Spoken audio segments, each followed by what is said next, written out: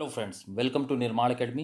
दोस्तों, आज ये जो हमारा वीडियो है वो यूपी टेट में पर्यावरण से संबंधित जो भूगोल के टॉपिक्स हैं उसी को हम आज कवर करने वाले हैं। तो इसको देख के जाइएगा, अंतिम तक देख लीजिएगा, बार बार रिपीट कर लीजिएगा। निश्चित तौर पे ये आपके एग्ज़ाम्स में आने वाला है। और साथ ही और भी जो परीक्षाओं के स्टूडेंट्स हैं वो भी इसको देख सकते हैं, सबकी परीक्षा में ये इम्पॉर्टेंट है।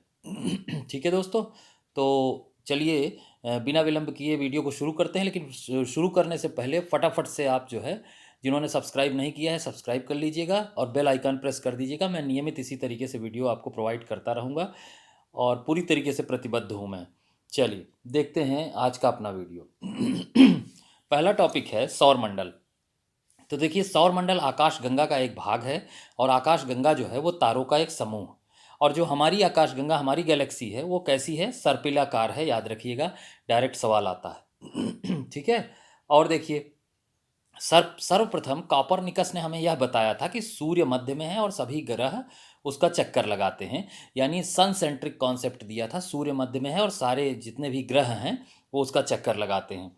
चलिए अब देखते हैं हम सूर्य से बढ़ती दूरी के आधार पर ग्रहों की स्थिति। तो यहाँ पूरा चार्ट बना हुआ है कि सूर्य के बाद बुध, शुक्र, पृथ्वी, मंगल और उसके बाद क्षुद्र ग्रहों की पेटी है। क्षुद्र ग्रह से तात्पर्य ये है कि ये चट्टानों के टुकड़े हैं, बड़ी बड़ी पेटियां हैं जो ग्रह का आकार नहीं ग्रहण कर पाए, तो वो यहाँ संकेंद्रित हैं। उसके बाद है बृहस्पति, फिर शनि, फिर अरुण और फिर वरुण। ठीक है दोस्तों, तो आपको ये जान लेना चाहिए कि यहाँ प्रश्न आता है कि मंगल और बृहस्पति के मध्य जो है क्षुद्र ग्रहों की पेटी पाई जाती है। पूछा जाता है कि क्षुद्र ग्रह किन ग्रहों के बीच संकेंद्रित होते हैं, तो आप जान सकते हैं ये दूरी के आधार पर ग्रहों की स्थिति है।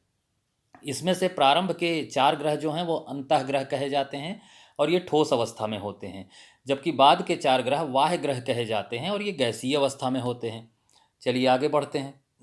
हमारे सौर मंडल में कुल 8 ग्रह हैं, जबकि 9वें ग्रह यम का दर्जा 2006 में समाप्त कर दिया गया था तथा अब इसे बौने ग्रह की श्रेणी में डाल दिया गया है। ठीक है दोस्तों, तो अब वर्तमान में 8 ग्रह हैं। चलिए आकार के आधार पर ग्रहों की स्थिति को देख लेते हैं। तो आकार के आधार पर ग्रहों की क्या स्थिति है? बृहस्पति, शनि, अरुण, वरुण, पृथ्वी, शुक्र, मंगल, बुध। यानी बृहस्पति सबसे बड़ा और बुध सबसे छोटा। इसका एक ट्रिक भी है दोस्तों, मैं आपको समझा देता हूँ कि दूरी के आधार पर अगर आप याद कर लेते हैं तो लास्ट के चारों को पहले लगा दीजिए, बृहस्पति, शनि, अरुण, वरुण। फिर आप अपनी पृथ्वी पर आ जाइए और उल्टी दिशा में घूमिए, पृथ्वी, शुक्र और फिर मंगल, बुध। तो बृहस्पति सबसे बड़ा और बुध सबसे छोटा। ठीक है दोस्तों, चलते हैं हम अगले पॉइंट की ओर। सूर्य से पृथ्वी की दूरी क्या है? तो सूर्य से पृथ्वी की एक औसत दूरी जो है वो 14,95,97,900 किलोमीटर है। चलिए देखते हैं। सूर्य से पृथ्वी तक प्रकाश पहुंचने में एवरेज 1.5 मिनट का समय लगता है दोस्तों। इसमें बेसिकली प्रश्न में कई बार आता है कि 8.16 मिनट से लेकर 8.20 मिनट तक, तो ये एवरेज होता है। सूर्य से पृथ्वी की दूरी बढ़ती घटती रहती है, तो इसलिए ये लगभग 1.5 मिनट का समय लगता है। सूर्य एक तारा है जिसकी ऊर्जा का स्रोत नाभिकीय संलयन है। तो यहाँ जान लीजिए कि जो प्रक्रिया सूर्य में होती है वही तारों में भी होती है। तो तारों की ऊर्जा का स्रोत भी नाभिकीय संलयन है और सूर्य की ऊर्जा का स्रोत भी नाभिकीय संलयन है। चलिए देखते हैं आगे। सूर्य के केंद्र में हाइड्रोजन का हीलियम में परिवर्तन होता है और इस समय जो हमारा सूर्य है इसमें हाइड्रोजन की मात्रा 71%, हीलियम की मात्रा 26.5% और अन्य गैसों की मात्रा 2.5% है। ठीक है, चलिए आगे चलते हैं। बुध पर वायुमंडल नहीं पाया जाता और इसका कोई उपग्रह भी नहीं है। ठीक, बुध पर वायुमंडल नहीं है और इसका कोई उपग्रह भी नहीं है। शुक्र पर वायुमंडल पाया जाता है किंतु इसका भी कोई उपग्रह नहीं है। यानी प्रारंभ के दोनों ग्रहों का कोई उपग्रह नहीं है, ये याद रखिएगा, पूछा जाता है। बुध और शुक्र का कोई उपग्रह नहीं है, जबकि बुध एक ऐसा ग्रह है जिस पर वायुमंडल नहीं पाया जाता। चलिए देखते हैं। शुक्र सबसे गर्म और चमकीला ग्रह है। इसे भोर का तारा या सांझ का तारा भी कहा जाता है। शुक्र जो है इसे प्रेशर कुकर ग्रह भी कहते हैं, सबसे गर्म और सबसे चमकीला है। चलिए देखते हैं। मंगल ग्रह के नाम से मंगल ग्रह जो है वो लाल ग्रह के नाम से जाना जाता है। लाल ग्रह कहा जाता है मंगल को और इसका लाल रंग आयरन ऑक्साइड की अधिकता के कारण होता है। ठीक है दोस्तों, चलिए अब अपनी पृथ्वी को देख लेते हैं। पृथ्वी जो है सूर्य से दूरी के आधार पर तीसरा और आकार के आधार पर 5वां बड़ा ग्रह है। पृथ्वी अपनी धुरी पर 23 घंटे 56 मिनट और 4 सेकंड में एक बार घूम जाती है, जिसको आप 24 घंटे कहते हैं आमतौर पे, और यही दिन रात होता है, और इसे पृथ्वी का परिभ्रमण काल कहते हैं। याद रखिएगा, परिभ्रमण काल। अब देखिए, सूर्य का चक्कर लगाने में पृथ्वी को 365 दिन 5 घंटे 48 मिनट और 46 सेकंड का समय लगता है, और इसे एक वर्ष कहा जाता है, और ये पृथ्वी का परिक्रमण काल है, यानी वो सूर्य की परिक्रमा कर रही है। चलिए आगे बढ़ते हैं। तो दोस्तों आगे देखते हैं, पृथ्वी का अक्षीय झुकाव जो है वो 23.5 डिग्री है, जबकि पृथ्वी का अपनी कक्षा में झुकाव यानी कक्षीय झुकाव जो है 66.5 डिग्री है। पृथ्वी का एकमात्र उपग्रह जो है वो चंद्रमा है। पृथ्वी का एकमात्र उपग्रह क्या है? चंद्रमा। ठीक है, अब चंद्रमा के बारे में जान लेते हैं। चंद्रमा से पृथ्वी की दूरी जो है वो 3,88,365 किलोमीटर है। चंद्रमा से पृथ्वी पर प्रकाश पहुंचने में 1.5 मिनट का समय लगता है। चंद्रमा पर वायुमंडल नहीं पाया जाता। चंद्रमा पर गुरुत्वाकर्षण पृथ्वी का 1/6 भाग पाया जाता है, यानी गुरुत्वाकर्षण है लेकिन पृथ्वी का 1/6, यानी कोई भी भार जो हम पृथ्वी पर महसूस करते हैं उसका छठा हिस्सा चंद्रमा पर महसूस करेंगे। चलिए देखते हैं। पृथ्वी का चक्कर लगाने में 27 दिन और 8 घंटे का समय लगता है, यानी चंद्रमा पृथ्वी का चक्कर 27 दिन और 8 घंटे में लगा लेता है। चलिए आगे देखते हैं। चंद्रमा पर पहुंचने वाले पहले अंतरिक्ष यात्री थे नील आर्मस्ट्रांग, और ये कब गए थे? 1969 में गए थे, और इनका संबंध अमेरिका से है, यानी यूएसए से, संयुक्त राज्य अमेरिका से। चलिए, चंद्रमा पर जाने वाले पहले भारतीय राकेश शर्मा थे। राकेश शर्मा ये कब गए थे? 1984 में गए थे। चंद्रमा का अधिकतम 57% हिस्सा पृथ्वी से देखा जा सकता है। ठीक है दोस्तों, 57% हिस्सा। चलिए अब आगे चलते हैं। मंगल को लाल ग्रह कहा जाता है, और मंगल का लाल रंग आयरन ऑक्साइड की अधिकता के कारण होता है, अभी ऊपर पढ़ चुके हैं आप। बृहस्पति देखिए, बृहस्पति का आकार सबसे बड़ा है, और उपग्रह के मामले में इसका स्थान दूसरा है। पहले ये बहुत लंबे समय तक पहले स्थान पर था, लेकिन अब दूसरे स्थान पर है। फिर देख लेते हैं, शनि के चारों ओर वलय या छल्ले, यहाँ वलय लिखा है, ये वलय है। ठीक है, वलय या छल्ले जिसको रिंग कहते हैं वो दिखाई देते हैं। शनि के सर्वाधिक 82 उपग्रह हैं, यानी इस समय हमारा जो सौरमंडल है उसमें ग्रहों में सबसे ज़्यादा उपग्रह शनि के हैं, 82। और इसका सबसे बड़ा उपग्रह टाइटन है, जिस पर वायुमंडल पाया जाता है, याद रखिएगा। ठीक है, अरुण को देख लीजिए। अरुण का अपने अक्ष पर झुकाव 82.5 डिग्री है, जिसके कारण उसे लेटा ग्रह कहते हैं, जबकि पृथ्वी का झुकाव 23.5 डिग्री है और अरुण का 82.5 डिग्री, और उसे लेटा ग्रह कहा जाता है। यहाँ मीथेन के बादल भी होते हैं, मीथेन की उपस्थिति है इसके वायुमंडल में। वरुण देख लीजिए, सूर्य से सर्वाधिक दूरी पर स्थित ग्रह है, और सबसे ज़्यादा दूरी पर है, इसलिए सूर्य का चक्कर लगाने में सर्वाधिक समय भी इसी को लगता है। लगभग 165 वर्ष लगते हैं वरुण को सूर्य का चक्कर लगाने में। और इसके वायुमंडल में मीथेन उपस्थित है, इसलिए मीथेन के बादल छाए रहते हैं। ठीक है, फिर देख लीजिए, सौरमंडल में क्षुद्र ग्रह का संकेंद्रण मंगल और बृहस्पति के मध्य पाया जाता है, अभी थोड़ी देर पहले आपको बताया गया। अब देखिए, 21 मार्च और 23 सितंबर, ये दोनों तारीखों को आप याद रख लीजिएगा दोस्तों, बहुत इंपॉर्टेंट है। 21 मार्च और 23 सितंबर को सूर्य की किरणें सीधी विषुवत रेखा पर यानी भूमध्य रेखा पर पड़ती हैं, जिन्हें क्रमशः, इनको क्या कहा जाता है? विषुव। और जैसे 21 मार्च को बसंत विषुव कहा जाता है, और 23 सितंबर को शरद विषुव कहा जाता है। और इन दोनों तिथियों पर दिन और रात जो है बराबर होते हैं, दिन और रात बराबर होते हैं। ठीक है, याद रखिएगा, बहुत इंपॉर्टेंट प्रश्न है ये। चलिए आगे चलते हैं, काल्पनिक रेखाओं की बात कर लेते हैं। सबसे पहले देखिए, पृथ्वी पर कुछ काल्पनिक रेखाएं खींची गई हैं। जैसे सबसे पहले अक्षांश की बात करते हैं। पृथ्वी पर पूर्व से पश्चिम खींची गई काल्पनिक रेखा जो है वो अक्षांश रेखा कहलाती है, और ये समानांतर होती है, यानी समान दूरी पर स्थित है, और इनके बीच की दूरी 111 किलोमीटर स्वीकार की गई है। और इसमें प्रमुख अक्षांश हैं कर्क, विषुवत और मकर रेखा, जिनको आप जानते हैं। तो विषुवत रेखा सबसे पहले समझ लेते हैं। विषुवत रेखा पृथ्वी को 2 बराबर भागों में बांटती है, यानी 0 डिग्री अक्षांश जो है ये विषुवत रेखा है। अगर ये मान लीजिए पृथ्वी है तो ये मध्य की रेखा विषुवत रेखा कहलाएगी। ठीक है, अब देख लेते हैं हम कर्क रेखा। 23.5 डिग्री उत्तरी अक्षांश, यानी उत्तर में 23.5 डिग्री पे कर्क रेखा है। और मकर रेखा देख लेते हैं, दक्षिण में 23.5 डिग्री पर मकर रेखा है। तो ये बात आपको समझ में आ गई होगी। चलिए आगे चलते हैं, देशांतर रेखाओं को समझते हैं।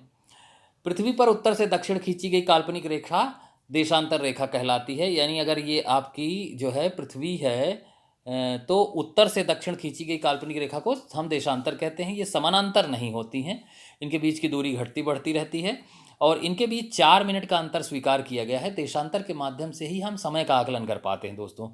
तो यहाँ प्रमुख देशांतर देख लेते हैं। 0 डिग्री देशांतर को GMT कहते हैं, जो ब्रिटेन फ्रांस से होकर गुजरता है। और 180 डिग्री देशांतर को अंतर्राष्ट्रीय तिथि रेखा कहा जाता है, जिसके दोनों ओर एक दिन का अंतर स्वीकार किया गया है, एक तिथि का अंतर स्वीकार किया गया है। और ये 8 जगह से मुड़ी हुई देशांतर रेखा है 180 डिग्री। अब देखिए एक प्रश्न आता है, भारतीय मानक समय GMT से कितना आगे रहता है? 5.5 घंटे आगे रहता है। यानी अगर GMT पर दोपहर का 12 बजा है तो भारत में समय क्या होगा? 5:30 बजा होगा शाम का। ठीक है, चलिए आगे चलते हैं। पृथ्वी की ऊपरी परत अर्थात भूपर्पटी में सर्वाधिक मात्रा ऑक्सीजन की पाई जाती है, ये आप जानते रहिएगा। सर्वाधिक मात्रा किस चीज़ की पाई जाती है भूपर्पटी में? ऑक्सीजन की, 46.8%। ठीक है, फिर देखिए भूकंप का मूल कारण प्लेटों का घर्षण है। भूकंप किस कारण से आते हैं? प्लेटों के घर्षण के कारण से। भूकंप का अध्ययन क्या कहलाता है? सिस्मोलॉजी कहलाता है। भूकंप का अध्ययन सिस्मोलॉजी। ठीक है, चलिए आगे चलते हैं। भूकंप की माप जो है रिक्टर पैमाने पर की जाती है। ठीक है, भूकंप की माप किस पे की जाती है? रिक्टर पैमाने पर। अब देखिए दुनिया का सबसे ऊंचा ज्वालामुखी कौन सा है? किलायू, जो कि अमेरिका के हवाई द्वीप पर स्थित है। फिर देखिए स्ट्रॉम्बोली ज्वालामुखी जो है ये इटली में है, जिसे भूमध्य सागर का प्रकाश स्तंभ कहा जाता है। और नारकोंडम ज्वालामुखी जो है ये अंडमान निकोबार में है, यानी भारत में है, और ये भारत का एकमात्र ज्वालामुखी कहा जाता है। ठीक है, ये भारत में उपस्थित एकमात्र ज्वालामुखी है। चलिए देखते हैं, विश्व का सबसे ऊंचा जलप्रपात कौन सा है? ये एंजल जलप्रपात है, वेनेजुएला में स्थित है। ठीक है, दक्षिण अमेरिका के वेनेजुएला में स्थित है एंजल जलप्रपात, जो कि विश्व का सबसे ऊंचा जलप्रपात है। और विश्व का सबसे बड़ा डेल्टा कौन सा है? सबसे पहले दोस्तों डेल्टा जान लीजिए। डेल्टा जहाँ नदियाँ झील या सागर में गिरती हैं, वहाँ उसके मध्य में एक डेल्टा की आकृति का स्थलखंड का निर्माण करती हैं, उसी को डेल्टा कहते हैं। और डेल्टा जो है सबसे बड़ा डेल्टा संसार का, वो गंगा और ब्रह्मपुत्र नदी का डेल्टा है, जिसे हम सुंदरवन का डेल्टा भी कहते हैं, क्योंकि यहाँ सुंदरी के वृक्ष पाए जाते हैं। ठीक है दोस्तों, चलिए नेक्स्ट देखते हैं। कुछ झीलों के बारे में फैक्ट जान लेते हैं। सबसे ऊंचाई पर स्थित झील है टिटिकाका, जो कि बोलीविया में है। सबसे निचले स्तर पर स्थित झील है मृत सागर, यानी डेड सी, जॉर्डन में है। सबसे गहरी झील है बैकाल, रूस में। सबसे बड़ी झील है कैस्पियन सागर। ठीक है, तो ये 5 देशों की सीमा पर है कैस्पियन सागर, इसलिए इसमें कोई एक देश नहीं लिखना आपको। सबसे बड़ी झील जो है वो कैस्पियन सागर है। अब देख लीजिए सुपीरियर झील, ग्रेट सुपीरियर लेक जो है, ग्रेट सुपीरियर झील या महान झील भी इसको कहा जाता है, ये USA और कनाडा की सीमा पर है, और यह विश्व में मीठे पानी की सबसे बड़ी झील है। ठीक है दोस्तों, चलिए चलते हैं हम पर्वत के बारे में जान लेते हैं। माउंटेन या पर्वत, ये किसको कहते हैं? पृथ्वी का एक ऐसा उत्थित भूखंड जिसका आधार भाग चौड़ा और शीर्ष भाग नुकीला होता है, पर्वत कहलाता है। पर्वत 5 प्रकार के होते हैं: मोड़दार या वलित पर्वत, भ्रंशोत्थ पर्वत, अवशिष्ट पर्वत, संचित पर्वत और ज्वालामुखी पर्वत। ठीक है, तो ये 5 प्रकार हैं इसके। चलिए आगे देखते हैं। विश्व के सभी ऊंचे पर्वत मोड़दार या वलित पर्वत की श्रेणी में आते हैं। उसमें आप कोई भी ले सकते हैं, Himalaya, Alps, Ural, Rocky, Andes, Atlas, ये सब जो है मोड़दार या वलित पर्वत हैं। ठीक है दोस्तों, विश्व की सबसे ऊंची चोटी माउंट एवरेस्ट है 8,848 मीटर की, जो कि कहाँ स्थित है? नेपाल में स्थित है दोस्तों। इसको आप जानते रहिएगा कि ये कहाँ स्थित है? नेपाल में। नेपाल में एवरेस्ट कहाँ है? नेपाल में। ठीक है दोस्तों, चलिए एंडीज देख लीजिए। एंडीज दक्षिण अमेरिका की पर्वत श्रेणी है और यह विश्व की सबसे लंबी पर्वत श्रृंखला है, 7,000 किलोमीटर क्षेत्र में फैली हुई है। रॉकी पर्वत देख लीजिए, उत्तरी अमेरिका की पर्वतमाला है ये।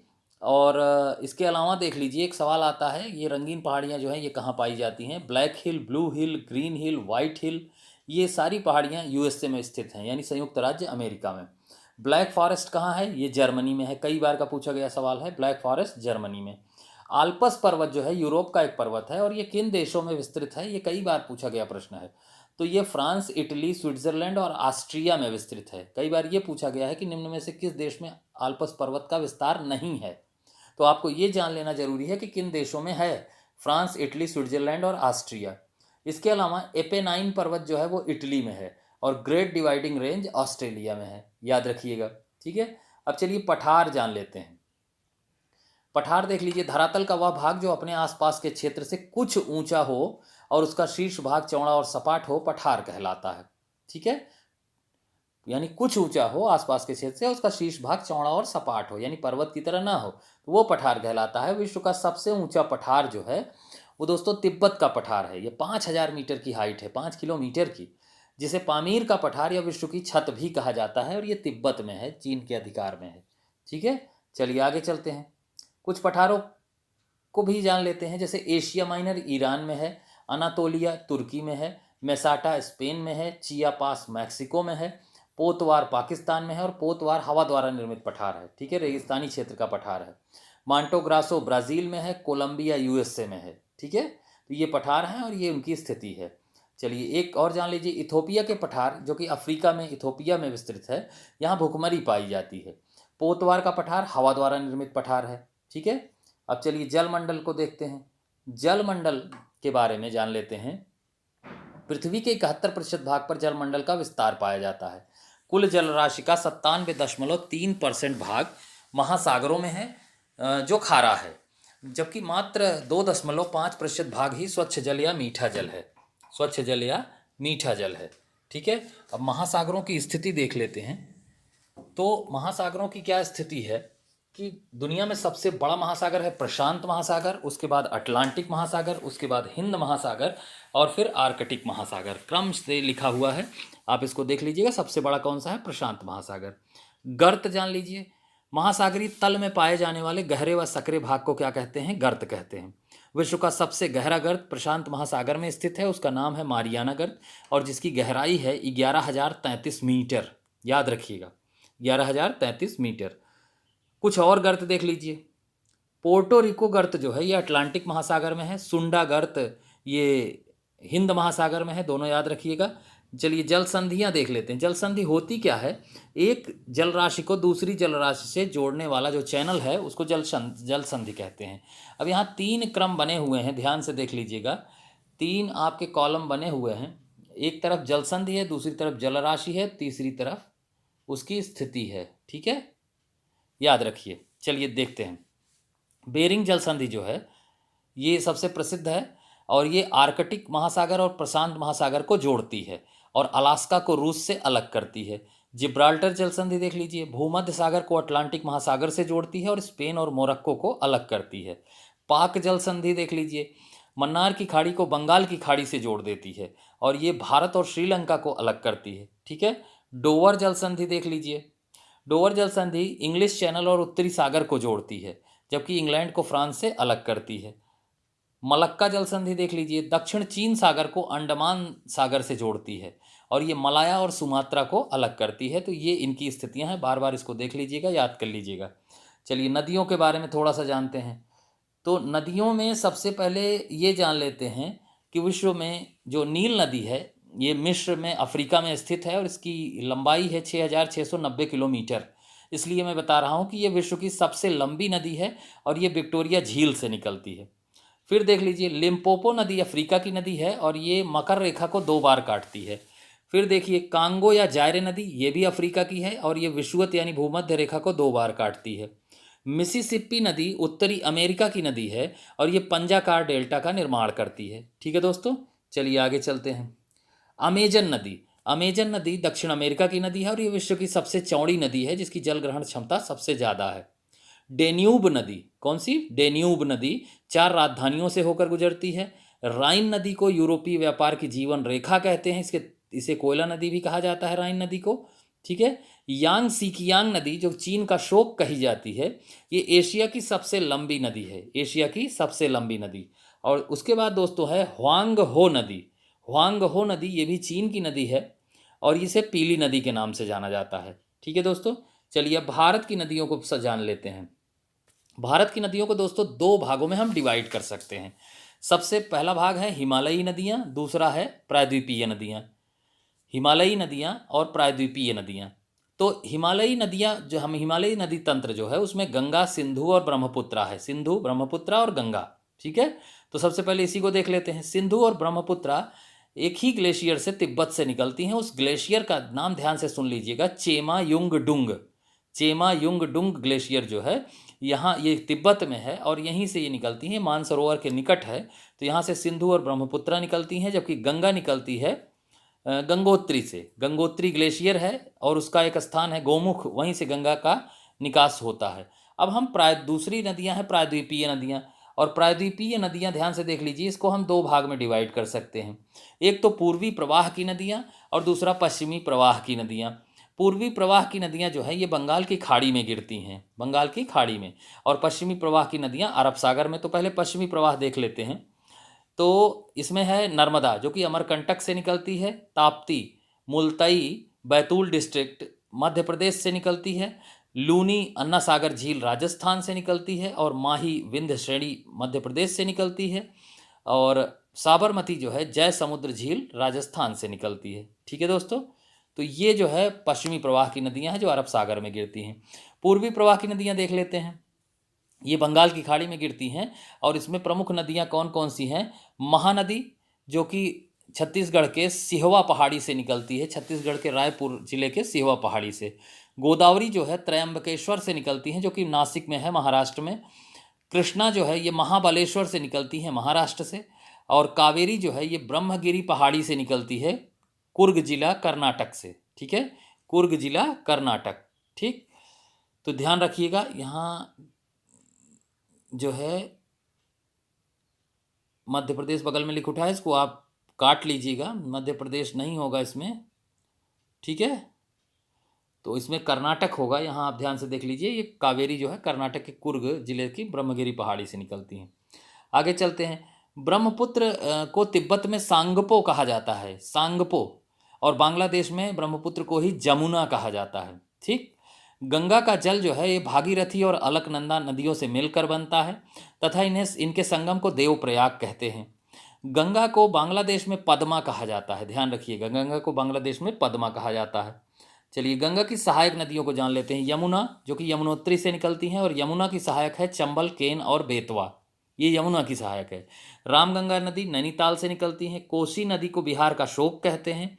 दामोदर को बंगाल का शोक कहा जाता है। ठीक है दोस्तों, चलिए गोदावरी भारत की सबसे चौड़ी नदी है, और इसकी जल ग्रहण क्षमता भारत में सबसे ज़्यादा है गोदावरी की, और इसे वृद्ध गंगा भी कहा जाता है। क्या कहा जाता है इसे?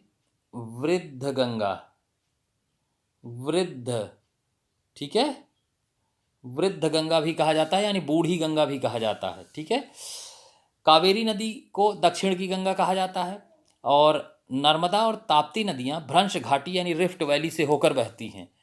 नर्मदा और ताप्ती नदियां रिफ्ट वैली से होकर बहती हैं। ठीक है दोस्तों, जलप्रपात देख लेते हैं। जलप्रपात में आप समझ लीजिए कि भारत का सबसे ऊंचा जलप्रपात कूंचीकल है। भारत का सबसे ऊंचा जलप्रपात कूंचीकल है, और ये कर्नाटक के शिमोगा जिले में वाराही नदी पर स्थित है। कूंचीकल कर्नाटक के शिमोगा जिले में वाराही नदी पर। दूसरा जलप्रपात है, ये दूसरा स्थान है ऊंचाई के आधार पर इसका, ये जरसप्पा जलप्रपात है, जिसे जोग वाटरफॉल या महात्मा गांधी जलप्रपात भी कहा जाता है, और ये कर्नाटक में सारावती नदी पर स्थित है, सारावती नदी।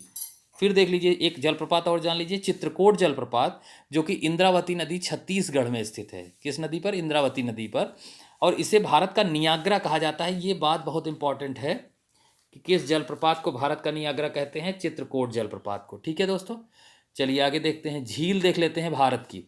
चिल्का झील जो कि उड़ीसा में है, ये भारत की सबसे बड़ी झील है जो खारे पानी की है, चिल्का झील। ठीक है, आगे चलते हैं। वुलर झील जो है जम्मू कश्मीर में है, और ये मीठे पानी की भारत की सबसे बड़ी झील है, वुलर झील, याद रखिएगा। अब हम वायुमंडल में चलते हैं। वायुमंडल, जो हमारा वायुमंडल है, वायुमंडल की परिभाषा क्या है कि हमारी जो पृथ्वी है इसके चारों ओर वायु के विस्तृत फैलाव को हम वायुमंडल कहते हैं। इसमें प्रमुख प्रमुख गैसें पाई जाती हैं।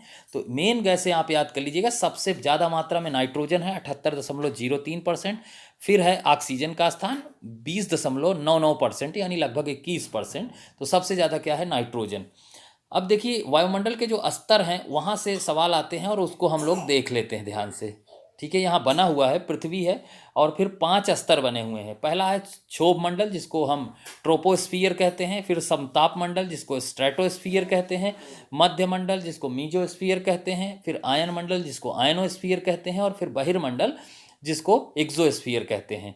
और इसका हाइट भी लिखी हुई है, क्षोभ मंडल 13 किलोमीटर तक, समताप मंडल 50 किलोमीटर तक, 80 किलोमीटर तक मध्य मंडल और 640 किलोमीटर तक आयन मंडल और 1000 किलोमीटर तक बहिर्मंडल। ठीक है। और इसके बाद वायुमंडल तीव्र गति से विरल होता जाता है और 10,000 किलोमीटर तक जाते जाते अंतरिक्ष में विलीन हो जाता है। ठीक है। अब इसका इंपॉर्टेंट फैक्ट देख लेते हैं कि जो क्षोभ मंडल है, जितने भी मौसमी परिवर्तन होते हैं वो क्षोभ मंडल में होते हैं। समताप मंडल में ओजोन की परत पाई जाती है और समताप मंडल में ताप समान होता है, इसलिए वायुयान उड़ाने की आदर्श दशा पाई जाती है। वायुयान कहाँ उड़ते हैं? समताप मंडल में उड़ते हैं। उसके बाद मध्य मंडल है जो सबसे ठंडा है और इसमें बढ़ती ऊंचाई के साथ तापमान घटता है। उसके बाद देख लेते हैं आयन मंडल। आयन मंडल में आयनों की परत पाई जाती है और आयन मंडल में जो आयनों की परत पाई जाती है, जहाँ रेडियो तरंगें संचरण कर पाती हैं, तो इसी के कारण हम पृथ्वी पर टीवी, रेडियो, रडार, टेलीफोन इत्यादि संचार माध्यमों का उपयोग कर पाते हैं। और संचार मंडल में ही जितने भी संचार उपग्रह हैं वो स्थापित किए जाते हैं। फिर है बहिर्मंडल। बहिर्मंडल में हाइड्रोजन और हीलियम की मात्रा अधिक होती है और फिर धीरे धीरे वायुमंडल विरल होता जाता है और 10,000 किलोमीटर तक जाते जाते अंतरिक्ष में विलीन हो जाता है। तो इसको आप याद रख लीजिएगा कि किस मंडल की क्या विशेषता है, वहाँ क्या होता है। चलिए आगे चलते हैं, यातायात पे चलते हैं। तो देखिए दोस्तों, यातायात को हम 3 भागों में विभक्त कर सकते हैं, स्थल यातायात, जल यातायात और वायु यातायात। तो स्थल यातायात को 2 भागों में बांटा जा सकता है, सड़क और रेल यातायात। तो यहाँ जो है सबसे पहले सड़क यातायात देखते हैं। भारत का विश्व में द्वितीय स्थान है सड़क यातायात में। सबसे लंबा राष्ट्रीय राजमार्ग भारत का है NH44 यानी NH44, जो श्रीनगर से कन्याकुमारी तक जाता है और ये 3,745 किलोमीटर इसकी लंबाई है। सबसे छोटा राष्ट्रीय राजमार्ग कौन सा है? ये है केरल में 6 किलोमीटर का। ठीक है। और इसका नाम जो है, एक सेकंड मैं आपको बता देता हूँ,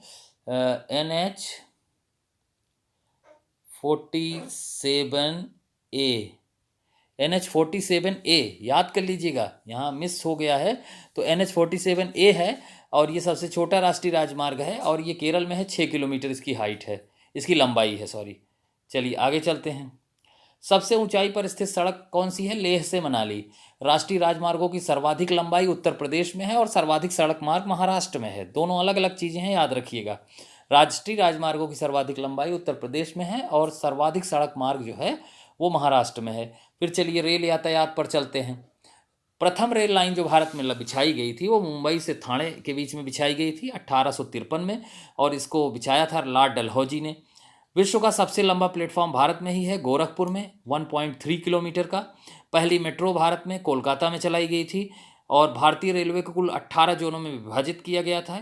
और यहाँ यूपीटेट के अनुरूप आप ध्यान रखिएगा, उत्तर प्रदेश में 2 रेल जोन के मुख्यालय हैं, एक उत्तर पूर्व रेलवे गोरखपुर में और एक उत्तर मध्य रेलवे इलाहाबाद में। तो दोनों ही आप याद रखिएगा कि ये 2 रेल मुख्यालय हैं।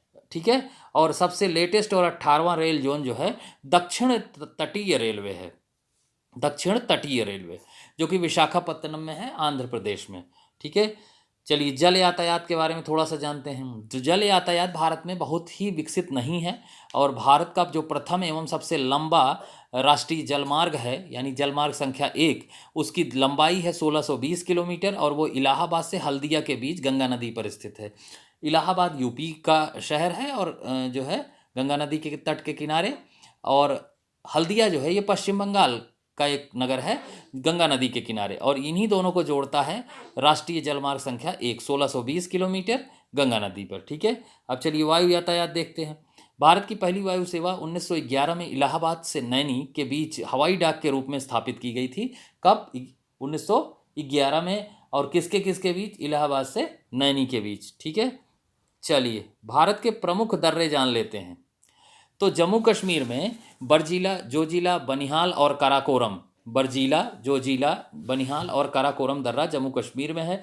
फिर हिमाचल प्रदेश में देखेंगे शिपकीला, बड़ा लाचाला और रोहतांग, ये तीनों दर्रे जो है हिमाचल में है। उत्तराखंड में थांगला, ये थांगला, नीतिला और लिपुलेख, थांगला, नीतिला और लिपुलेख उत्तराखंड में। सिक्किम में नाथुला और जैलेपला। ठीक है। अरुणाचल में बूमला और बोमडिला। तो ये भारत के प्रमुख दर्रे हैं। चलिए बहुत ही इंपॉर्टेंट है टेट के लिए, भारत के प्रसिद्ध मेले पहले जान लीजिए। पुष्कर मेला जो है अजमेर राजस्थान में है, यहाँ ब्रह्मा जी का एकमात्र मंदिर स्थित है। देवी धुरा मेला चंपावत में उत्तराखंड में, ठीक है। सोनपुरा मेला बिहार में, यह एशिया का सबसे बड़ा पशु मेला है सोनपुरा मेला। कुंभ मेला ये भारत के प्रत्येक 12 वर्ष पे भारत के 4 स्थलों पर ये लगता है, और वो 4 स्थल कौन कौन से हैं? नासिक, उज्जैन, प्रयागराज और हरिद्वार। नासिक महाराष्ट्र में है गोदावरी के तट पर, उज्जैन एमपी में है छिप्रा के तट पर, प्रयागराज यूपी में और उत्तराखंड में हरिद्वार, और ये दोनों गंगा नदी के तट पर हैं, ठीक है। फिर देखिए कोलायत मेला राजस्थान, दादरी पशु मेला बलिया यूपी में, सूरज कुंड हस्तशिल्प मेला फरीदाबाद हरियाणा में, गंगा सागर मेला कोलकाता में, और हेमिस गोम्पा मेला लद्दाख में, और केवला देवी मेला राजस्थान में। तो ये सारे मेले बार बार देख के याद कर लीजिएगा, मेला आपके सिलेबस में है, ठीक है। फिर उत्तर प्रदेश के मेले को देखते हैं। उत्तर प्रदेश के मेले देवा शरीफ मेला बाराबंकी में है, और यहाँ हाजी वारिस अली शाह की दरगाह है। सैयद सलार मेला बहराइच में, देवी पाटन मेला बलरामपुर में, शाकंबरी देवी मेला सहारनपुर में, कैलाश मेला आगरा में, नौचंदी मेला मेरठ में, कलिंजर मेला बांदा में, झूला मेला अयोध्या में, ठीक है। आगे चलते हैं, बटेश्वर मेला आगरा में, और हरिदास जयंती मेला वृंदावन में, श्रृंगी रामपुर मेला फरुखाबाद में, गोला गोकर्णनाथ मेला लखीमपुर खीरी में, ताज महोत्सव और सुलह कुल उत्सव ये दोनों आगरा में आयोजित किया जाता है, ठीक है। राम बारात उत्सव आगरा में, बिठूर गंगा महोत्सव कानपुर में, नक कटैया मेला वाराणसी में, गोविंद साहब मेला अंबेडकर नगर में। तो दोस्तों जो है ये हमारे प्रसिद्ध मेले हैं यूपी के। तो ये जो है हमने इसमें ये भी जोड़ दिया था, और बाकी भूगोल का जो टेट का सिलेबस है उसके अनुरूप ये वीडियो बनाया गया है। तो इसको टीटी वाले और शिक्षक भर्ती वाले यानी सुपर टेट वाले ये सब लोग इसको मन लगा के देखेंगे, और इससे अपनी प्रतियोगिता परीक्षा में लाभ उठाएंगे। तो आशा यही करता हूं। तो जिन्होंने अभी तक चैनल को सब्सक्राइब नहीं किया है प्लीज़ सब्सक्राइब कर लीजिए, और बेल आइकन जरूर प्रेस कर दीजिएगा, जिससे नियमित नोटिफिकेशन मिलती रहे। और कमेंट करिएगा, अभी परीक्षा में 1-2 सप्ताह बचे हुए हैं, तो जो भी और वीडियो होंगे वो ज़रूर आपको उपलब्ध कराएंगे। और इसी के साथ विदा लेंगे, और आपकी परीक्षाओं के लिए आपको बहुत बहुत शुभकामनाएं।